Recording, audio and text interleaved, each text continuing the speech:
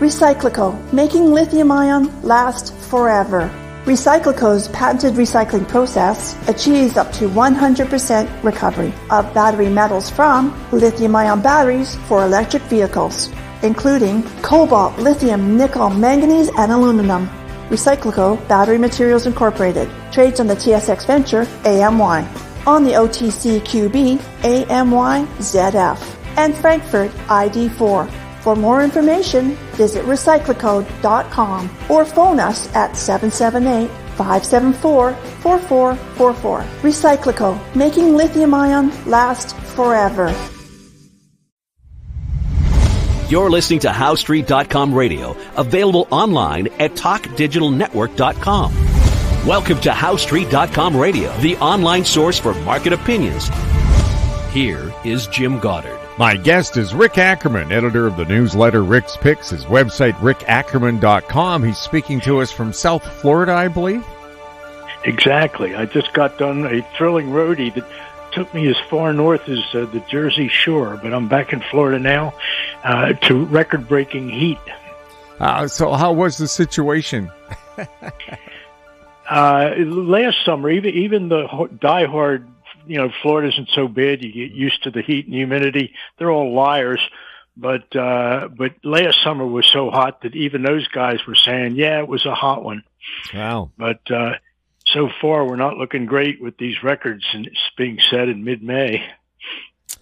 Are you guys expecting another terrible hurricane season? We've been lucky, really. And it's interesting that the insurers have all made their big move in the absence of disastrous years. The last few years, Florida lucked out, at least certainly the eastern seaboard of Florida, the Gulf of Mexico, Florida, not so much.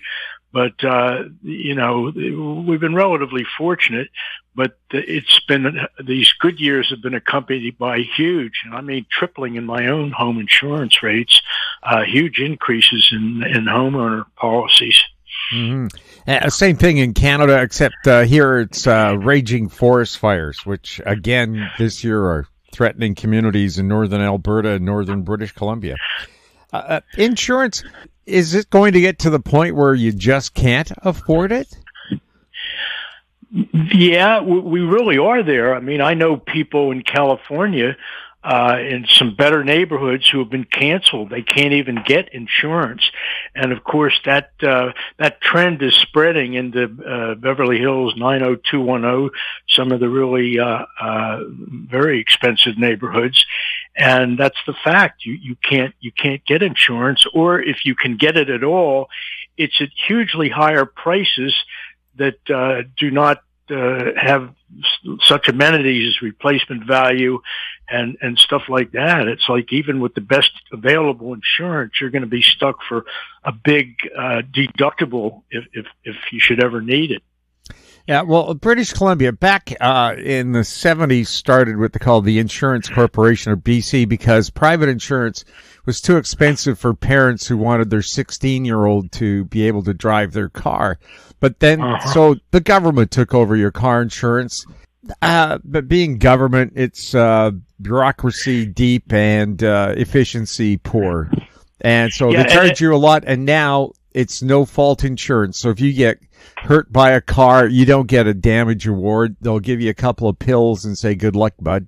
Right. And another problem with the government taking over is that it masks the true cost. It just gets it's tucked away in the budget deficit, whatever the shortfall is between premiums paid in and settlements paid out. Yeah, it's supposed to be a standalone Crown Corporation, but this year, it's an election year, and the insurance company is giving back $100 rebate. I think they still have a huge debt or deficit. And what's more, victims would rather have some kind of compensation. What if you lose your job? Well, there's no compensation for that. You don't get any money to make up for it. And even people are saying they can't get medical care they need. But the government's counting on most of you won't be in accidents, so you won't have to deal with this and see what a nightmare it is. They're just Well, all insurers, and this definitely includes the auto insurers, are headed for or already in a crackup. And, I have a friend who's got a very high volume auto body shop just south of San Francisco. And he said that when the insurers were advertising on TV, beating each other's brains in competitively, that they themselves neglected to factor in the huge increase in auto repairs. My friend used the example of a headlight assembly that used to be $700 on a collision replacement, but he said it's up to like $2,000 now for a lot of cars, just for a headlight. And there are other problems that are only starting to surface with the EVs, where the technology, there are not enough trained technicians to work on battery damage. If a Tesla takes a hit that only slightly damages the battery, the insurance company will total the car. There's just not enough mechanics yet that can work on a Tesla battery without fearing some explosion. So anyway, the auto insurers are about to yell bloody murder because they're way behind on their own price increases. Wow. So take the bus, take your bike if you can, or walk. Well, that's what the federal government seems to be pushing all the cities into. They give the cities free money just to paint lines on the street that mostly block out the car lanes, and they open up huge lanes for bicycles and pedestrians. And I won't say they go unused, but the car lanes were and still are more useful. So this happened back in Atlantic City. The Margate, where I grew up, is one of three communities on the island. There's Atlantic City, Ventnor, Margate, and Longport, and only Margate took the bait to paint the streets with all it looks like a Jackson Pollock painting. They got so much paint on the streets to tell the pedestrians where they should walk and the bikes where they should ride, but they basically squeezed the cars into a lane that's narrower than most cars. Yeah, downtown Vancouver now, because of the bike lanes, you can take 45 minutes to go 3 blocks. Vancouver also decided that too many cars were downtown, so they upped parking fees, took away 28,000, 30,000 parking spots. And then their parking revenue was down $800,000, so their solution was, let's hike parking fees again. And, of course, fewer people took their cars. It's what they call a negative feedback loop. Right. Yeah. Berkeley did it in an interesting way. They had a lot of very vibrant retail sector at the area of Shattuck, Telegraph, sort of near the middle of things. But then they started blocking out parking spaces and eliminating parking garages, and surprise, surprise, all the retail stores, you started seeing them getting boarded up, and many of the stores in that neighborhood have closed down, and of course it's a big victory for the bicyclists. And of course, downtown cores in Canada and the U.S. now, the homeless are allowed to just basically raid any store they want. And in my little town of New Westminster, businesses are leaving in droves because they put 4 homeless shelters on the main street. Guess what happens? The homeless have just moved into everywhere and helped themselves. Well, why not? If you can go all the way up to $997, I think, without generating a felony. Well, here in Canada, it's theft over and under $5,000. But again, if somebody hasn't been physically hurt, there's not a lot of response to it, and it's horrible. Small business. Most people don't realize it, but small businesses on both sides of the border generate roughly 70% of the jobs. When they die, so does your community. And that's what kills me. We get these statistics where the Federal Reserve is worried a bit about the economy, quote unquote, overheating. Everything's just so red hot with the fabulous jobs report and the fabulous this and that. But when you see what where small business is in this country, a small business being like 2/3 of GDP, or actually no, it's consumption that's 2/3 of GDP. But of course, the small businesses in the aggregate, they're a much bigger dollar number than the biggest companies combined. So we get reports that everything's hunky dory, but it is getting impossible to operate a small business, an independent business, and you can see it most clearly in restaurants. You know, on this little road trip that I took, I stopped in where was it? It was beautiful Lumberton, North Carolina, and of course, North Carolina is a big barbecue state, and I figured when I pulled into town at 9 p.m., I was pretty hungry, and I go to some barbecue pit and have a great late night snack. But it was just Hardee's and McDonald's and Applebee's, and there were no, at least not on the main drag, there were no barbecue restaurants. And it's the same all over America, you know, to be an independent restaurant owner today and survive. And if you live to survive till the last year or two, you've had to survive inflation. So, and everybody's cutting back on portions and the quality of what they serve. It's just impossible. Sure. Ross Clark, who's on This Week in Money with us every week, just did a cruise, and he said everything's smaller on the cruise ship. That even the cutlery is smaller, the plates are smaller, the portions are smaller, the shows are shorter, there's fewer performers. Everything's been cut back, and also you're on a ship now with 3,500 of your closest friends. You know, right. So it's crowded, and you get less. Yeah, when you look at the pictures of some of these floating cities, it's at the density of a beehive, really. And I don't know really how the cruise industry somehow got past COVID. I guess it wasn't because they did anything interesting or heroic. It's just that COVID itself died an ignominious death. So, but there was no way you were getting on one of those boats as close as you were to your fellow passengers without stepping off, needing your shot of ivermectin. Well, I think it would be interesting to skate, I guess, on a rink on a ship, you know, with the thing rolling, especially in heavy seas. Oh, he wasn't expecting that roll, like you'd hear in a hockey game. Rick, AI, is this the miracle solution? Once AI gets, I mean, AI's been around for 10 years. It's just getting the publicity now. Well, the point I always make, and to me, AI is inseparable from some of the main applications. To me, our main interface with AI is autocorrect, auto-spell, auto-text. So when we dictate something into the phone, it comes out with such a horrible garble. Well, that's AI. That's AI at work.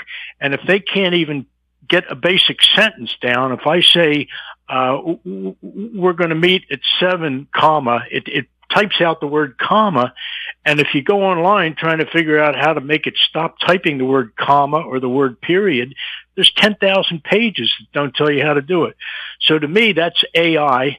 And mainly what AI is simply, if it's going to accomplish anything, it will get us used to settling for less. And you'll see that the degrading of services will continue. You know, we'll have more telemedicine and we'll have more robotic checkouts, but they all pretty much stink. And we may not notice it in some areas, but I think we'll definitely notice it when they start doing brain and heart surgery with some affirmative action doctor who's being guided with AI tools. And you know, there's so I think that's what AI is. AI is going to substitute mediocrity for, well, even where we already have mediocrity, things will just get worse. But it's just a way of putting people out of their jobs.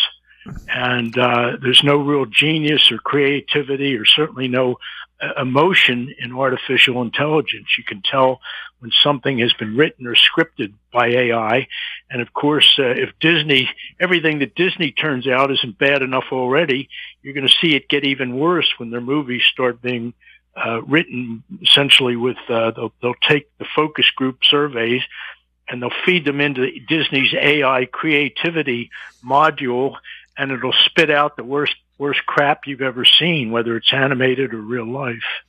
Also, on the law scene, a Vancouver lawyer has been censured for using AI to put together a legal paper where you're supposed to cite precedents in past law, and it just made them up.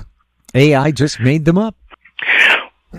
Well, that's interesting because it seems like, as down as I am on AI, it seems like it would have legitimate potential in the courtroom, because if an AI audio censor were sitting there in the courtroom, it should be able to access the entire law library, every precedent on the books in the U.S. law.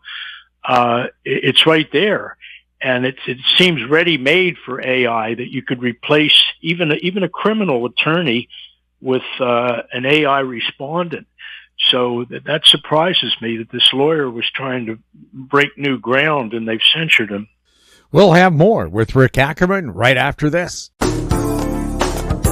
Don't miss out. Stay informed. Receive the HowStreet.com weekly recap with thought-provoking podcasts, radio, and articles delivered to your inbox. Sign up for the HowStreet.com weekly recap on our homepage at HowStreet.com. Welcome back. We're speaking with Rick Ackerman. Rick, what's going on with gold? Oh, you got to love it now. You know, I've got a lot of gold bugs as subscribers, and they refer to these days when, you know, gold and silver are rallying, are looking great, almost to the point where you're thinking you're encouraged. And then Mr. Slammy comes along and knocks gold down $100 in a few days. Well, Mr. Slammy is up against some pretty diligent buying, and his old tricks aren't working. You know, the corrections in gold and silver have been relatively shallow. They can beat it down, not as much, and neither gold nor silver stays down for as long.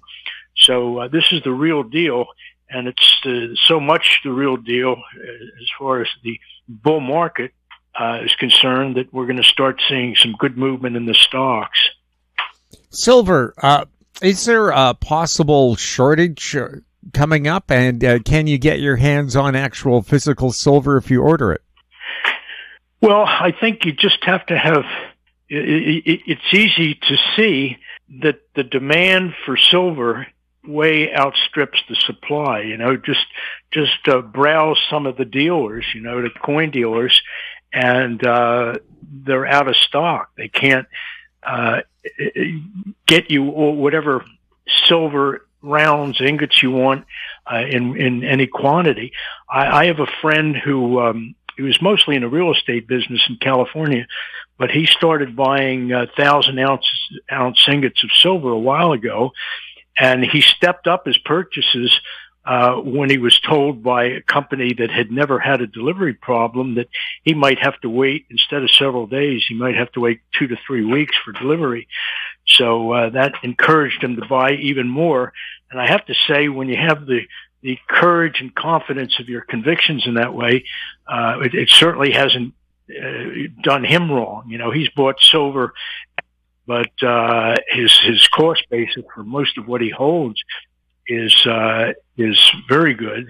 It's probably below $20 an ounce, and he's doing fine. So yeah, you just have to trust your own hard logic there, that the demand, that the price of silver cannot be suppressed forever if the demand for physical continues to be high relative to readily available supply. Yes, now silver used for solar panels, but what people don't realize about silver, it's the best conductor of electricity, and for super high-end things like high-speed computers, military gear, they use a lot of silver. Uh-huh. Yeah, they use, even artificial diamonds for that right now. and they will figure more and more into microchips. But also, there's a whole other class of materials that could substitute in the in conductivity for silver and gold, and I'm talking about graphene, which I guess is just not quite in its infancy, but it's in its adolescence. But you're going to see that used more and more in high-tech situations. What are some of the areas you're seeing some really interesting growth in? Unfortunately, government and healthcare. It's like Billy Sutton said, you just got to follow the money. And if healthcare is headed into a crackup, but we're still at least nominally living off the fatted calf. We've yet to have that epiphany that millennials and Gen Xers simply are not going to be able to cough up whatever it costs to replace every baby boomer's hips and knees, and to get the baby boomers a couple of stents. So that's yet to happen, but that's where the growth is really. It's just in government jobs and healthcare. The Magnificent Seven, are they still magnificent? I hate that word. I refer to those stocks as the lunatic sector. There's nothing magnificent at all about them. They're just stocks that the chimpanzees who manage your money and mine buy and hold. They don't sell those stocks. They just continue to accumulate them. So there's no brain work involved, not even a pattern or a cycle. They just buy them and, of course, shake them down occasionally. Create air pockets so they can step in and start buying again. So they're not far from being magnificent. You take a few of them, they're just glorified advertising agencies. I'm talking about Facebook and Google, and they're just hot air. I hate to harken back to the robber barons, but when they were building railroads and oil derricks and things, that was really what created wealth. Just the capital investment in brick and mortar was and still is the only source of real wealth. And I think the intellectual, digital, virtual aspect of wealth has been greatly inflated. So anyway, the Magnificent Seven, they're way overvalued. Rick, crude, is it going to pick up over the summer when driving season hits, or is there a huge domestic supply? Crude has been a little bit of a puzzler for me.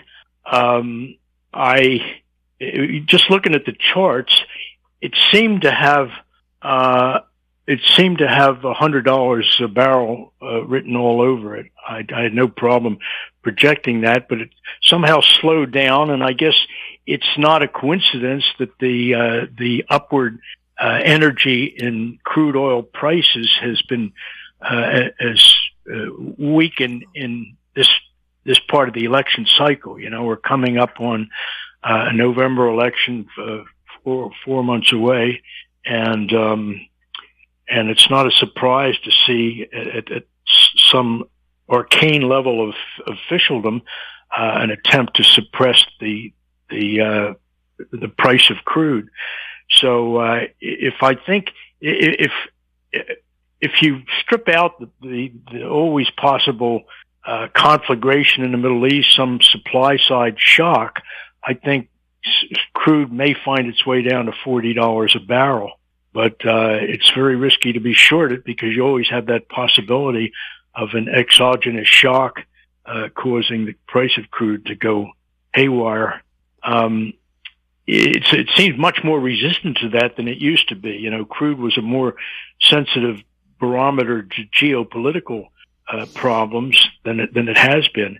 One example, you have the Houthis shooting missiles shooting at tankers in the Suez, and it really didn't have much impact on anything, really. I mean, I think it's probably given a boost to inflation to the extent that a lot of shippers are taking alternative routes that cost a lot of fuel, a lot of extra miles. But anyway, I would look for crude to be pretty subdued into the election. Interest rates, will they come down just for political purposes? not instead of inflation has been wrestled down to the ground? Yeah, inflation has not been wrestled down to the ground, and the only thing that's going to wrestle it to the ground is a full-blown deflationary collapse, a debt collapse. But yeah, we are having consumer inflation. There's a lot more of it in the pipeline, but it's losing steam really simply because the real economy, as opposed to the statistical one that's always being shoved in our faces, is dying. Everybody recognizes that there's no great economic strength right now, and that has to have a damping impact on inflation. So I think it's going to. I think inflation will be coming down, but not very quickly. And as far as interest rates, one area where I was just wrong in a way I read it. I wrote quite extensively, this was years ago, that if interest rates, long-term rates, ever went higher than 3%, it would put a crushing deflationary weight on the economy. And so lo and behold, the 10-year and the 30-year both kicked up to 5%, and the economy was still ostensibly outwardly humming along, and I couldn't figure it out. But I guess the only explanation is that there's a very long lag time between when you have higher rates, and those rates eventually work their way through the economy in every possible way. They increase the burden of whatever you owe in dollars, and it has to have its effect. But I just never foresaw the possibility that the economy that there would be such a long lag between 5% rates and the hammer blow that delivered to the economy. So it's pretty much universally agreed on right now that we are headed into a recession. There's just no avoiding it, regardless of whatever phony statistics we read between now and the election. So I think interest rates I think they probably topped long-term rates.